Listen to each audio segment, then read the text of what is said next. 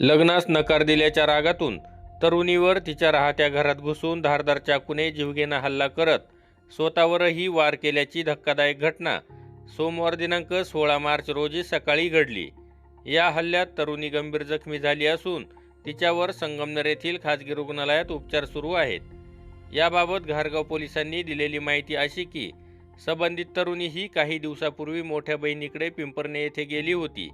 तेथे राहत असताना जनार्दन गोरक्षनाथ साळवे याच्या आईने तिला आपल्या मुलासोबत लग्न करण्याबाबत विचारणा केली होती, मात्र तरुणीने त्यास नकार दिला होता। या रागातून जनार्दन साळवे हा संबंधित तरुणीच्या घरात अचानक आला। त्याच्या हातात धारदार चाकू होता। त्याने तरुणीवर अचानक चाकूने वार करत छाती व दोन्ही हातावर गंभीर जखमा केल्या। घरातील सदस्यांनी तिला वाचवण्याचा प्रयत्न केला, मात्र आरोपी ऐकण्याच्या मनस्थितीत नव्हता। या गोंधळात आरोपीने स्वतःच्या गळ्यावरही चाकू मारून स्वतःलाही जखमी केले। दरम्यान संबंधित तरुणीच्या आईने धाडस दाखवत आरोपीच्या हातातील चाकू हिसकावून बाजूला फेकला आणि शेजाऱ्यांना मदतीसाठी हाक दिली। त्यानंतर आरोपी घटनास्थळावरून पळून गेला।